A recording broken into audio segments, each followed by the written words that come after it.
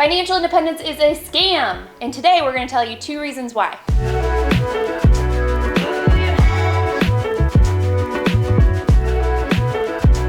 Real quick before we get into the video, we wanted to thank today's video sponsor, Jackery. All right, so here's our Jackery 1500. Right now we're actually running our studio lights off it, so pretty sweet. We're in our garage.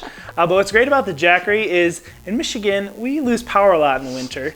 We get lots of ice storms and stuff. So with the Jackery, we can power anything up to our refrigerator with this thing for hours and hours. So it's great for that. Not to mention, we can take it with us camping and power our entire camper when we're off grid. So we have 4 solar panels. They're really easy to hook up, and we can power a lot of stuff with it. So this one has different plugs on it. I can even do a USB in here and charge my phone. That one only takes a couple watts, but pretty cool. So we can really charge everything that we need to in this little battery. We will put a link in our description below, and go ahead and go check that out. So we reached financial independence about a year ago, and it took us 8 years to get there. But basically, financial independence for us means our passive income from our real estate investments covers all of our basic living expenses. But today we're going to share 2 reasons why financial independence is a little bit of a scam. So reason number 1 that we think it's a scam is that it is definitely sold as an overhyped dream. So right now you will see the words financial independence everywhere. Everyone's talking about it. Everyone wants to achieve it. It's definitely a very trendy topic right now. So I think a lot of people from the outside think that once you reach financial independence, you don't have to worry about money anymore. You don't have to work, and it's just like chilling, relaxing, all stress is gone. Yes. But that's just simply not true from what we've found. So the truth about financial independence is that it doesn't necessarily mean wealth. It means being secure and being stable, which those are very valuable things to us. That's something that we really have always desired and wanted. However, when you're depending on passive income, it can definitely go up and down. Building wealth at that point isn't what's happening. You're secure and you are getting by. You're maybe kind of living paycheck to paycheck in a sense without having to work, but you're not building wealth. So you still have to work. I think a lot of people, when they think about financial independence, just break it down to a simple equation. Like, if I can have this much saved or this much invested, then I can quit my job and everything will be great. But it's a lot more nuanced than that. There's a lot of things that can happen. Real estate's a great example where you can have big expenses come up. Like Sarah said, we were expecting $4,000 a month in our pocket, but we're only getting $2,000 a month this year. So that's a big difference. The stock market can also crash. Like, everyone is hyped on it right now and just investing and thinking that, I'll be able to retire in 4 years at this rate. But it goes up and down, like Sarah said. So you can't rely on just a simple equation for your security. So if you're trying to work towards financial independence, you know that you need a safety net. You know that you need those savings because things like that do happen. So our biggest point we're trying to make to you today is that financial independence is great for paying monthly expenses and being secure. However, it does not mean building wealth or growth, which for us is important. I mean, just to be completely honest with you guys, over the past year, we've been relying a lot on our passive income from our rentals because we've been pursuing YouTube. So we aren't really doing wedding photography much anymore, and we kind of took a year off from real estate investing because we wanted to pursue YouTube. So we've been relying on that this year, on rental income, and it hasn't been going so well. So I'm really glad that we've been making money from YouTube, because if we weren't, we would be probably in a little bit of trouble. Right, like if we were to achieve financial independence and then just quit and be like, we made it. Yeah. Like, we would be in a really bad spot. So.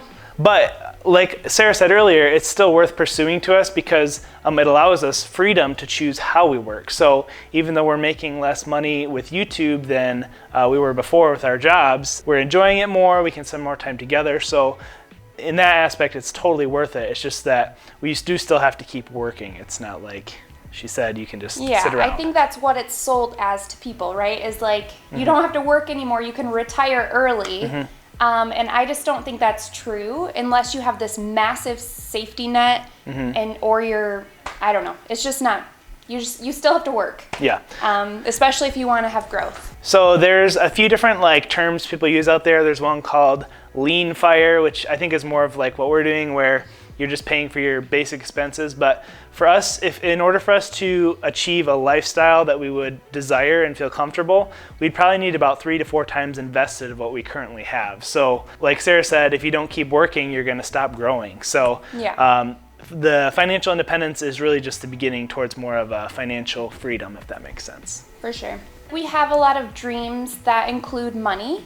And that's not, I'm not trying to say like that we love money or anything, because I think that we work really hard to not love money. That's important to us. But there's a lot of things that money can be valuable for, like being able to be more generous with it, or just the ability to really have freedom of time to spend with our kids, to take trips, to be very comfortable in a home that you love. Take care of our parents. I think we've talked about that before. Yeah, I would love to buy my mom a house on a lake. It's like a major dream of mine.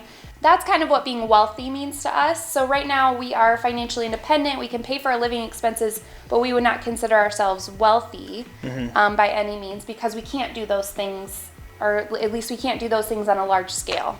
And I think one big thing that I think is totally amazing that financial independence has provided is just the ability to choose how we work, how we spend our time. I think that a lot of people don't have that choice. So, I mean, that is a huge benefit of what we have accomplished so far with real estate. Yeah, so I would say even though we're not wealthy financially at this point in our lives, we are wealthy in like choosing our jobs or time. Yeah, freedom of time. I think that we could have more freedom of time, but we do have a good amount of freedom of time compared to someone who works a 9 to 5. You know, so we are richly blessed. Yes, but we do probably work a lot more than we would at a 9 to 5. So True. there's we work that. really hard. We do work really hard. So we work all the time, but we also love it. It's fun. Right. It's like, yeah, it's part of the dream. So that was a long first topic.